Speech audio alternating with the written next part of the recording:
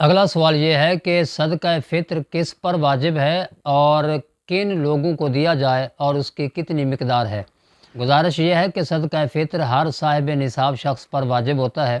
اور نصاب کیا ہے؟ نصاب ہے کہ 52.5 تولے چاندی یا 7.5 تولہ سونا کی مالیت کا وہ مالک ہو اور وہ مال اس کی ضروریات اصلیہ سے خارج ہو۔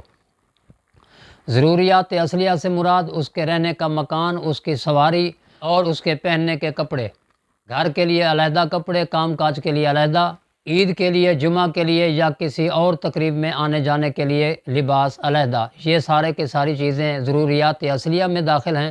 ان کے علاوہ جتنا مال ہوگا وہ ضروریات اصلیہ سے خارج کہلائے گا۔ وہ مال اگر 52.5 تولہ چاندی کی مالیت کو پہنچ جائے تو اس شخص پر صدقہ فطر دینا واجب ہوگا۔ اب اس کے لیے یہ ضروری نہیں کہ وہ 7.5 تولہ سونا کی مالیت کا انتظار کرتا رہے کہ میں 7.5 تولہ سونا کی مالیت کا مالک بنوں گا تب مجھ پر صدقہ فطر واجب ہوگا، ایسا نہیں ہے۔ بلکہ 2 نصاب شریعت مطہرہ نے اس لیے دیے ہیں کہ بعض علاقوں میں سونا سستا ہوتا ہے اور بعض علاقوں میں چاندی سستی ہوتی ہے۔ تو ہمارے ہاں پاکستان میں چونکہ سونے کی قیمت زیادہ ہے جبکہ چاندی کی قیمت بہت کم ہے، تو اگر ایک بندے کا مال ضروریات اصلیہ سے خارج ہو اور وہ مال 52.5 تولہ چاندی کی قیمت کو پہنچ جائے تو اس شخص کو صاحب نصاب کہا جائے گا اور اس شخص پر صدقہ فطر بھی واجب ہوگا اور اس پر قربانی دینا بھی واجب ہوگی۔ زکوٰۃ اور صدقہ فطر کے لیے صاحب نصاب ہونے میں فرق صرف اس بات کا ہے کہ زکوٰۃ کے لیے مال پر سال کا گزرنا شرط ہے، جبکہ صدقہ فطر کے لیے مال پر سال کا گزرنا شرط نہیں، بلکہ عید کے دن جو بندہ صاحب نصاب ہو گیا اس پر صدقہ فطر واجب ہوگا۔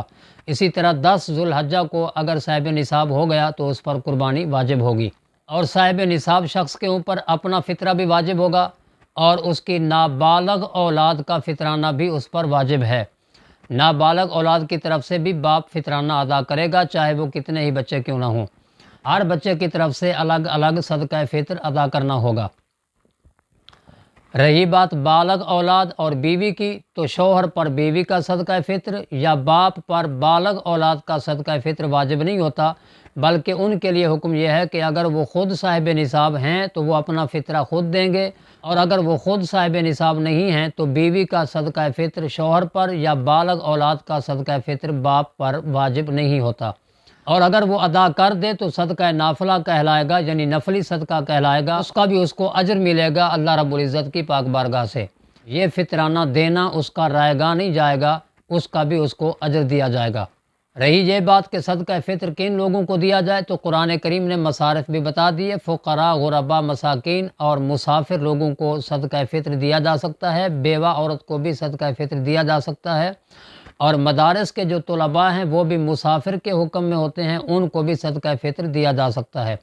مگر مدارس میں صدقہ فطر دینے کا جو اوریجنل طریقہ کار ہے وہ یہ ہے کہ صدقہ فطر طلباء کے حوالے کیا جائے، چاہے کسی 1-2 طالب علم کے سپرد کر دیں یا 10-12 طلباء کے سپرد کر دیں، یعنی ان کو اس مال کا صدقہ فطر کا مالک بنا دیا جائے۔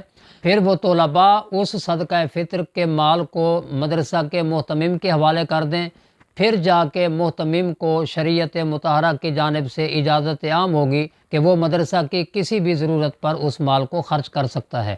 اور صدقہ فطر کے طور پر کیا کیا چیزیں دی جا سکتی ہیں، احادیث مبارکہ کے اندر صدقہ فطر کے طور پر گندم دینے کا بھی ذکر ہے، آٹے کا ذکر بھی ملتا ہے، اور کشمش اور مرقہ کا ذکر بھی ملتا ہے، کھجور کا ذکر بھی ملتا ہے۔ تو جس شخص کو جو چیز دینا آسان ہو وہ دے سکتا ہے۔ ہمارے ہاں چونکہ کھجور، منقہ، کشمش وغیرہ سے گندم کی قیمت قدرے کم ہوتی ہے، اس لیے ہمارے ہاں لوگوں کے لیے صدقہ فطر ادا کرنا گندم کی صورت میں قدرے آسان ہے۔ تو 1.25 کلو گندم یا اس کی قیمت ادا کی جائے گی، تو 2.25 کلو گندم ایک بندے کا صدقہ فطر بنے گا، ایک بندے کا فطرانہ بنے گا۔ 2.25 کلو گندم کسی غریب، فقیر، مسکین کو یا بیوہ عورت کو یا مدارس کے طلباء کو دیا جائے گا، ایک بندے کی جانب سے 2.25 کلو گندم یا اس کی قیمت ادا کی جائے گی۔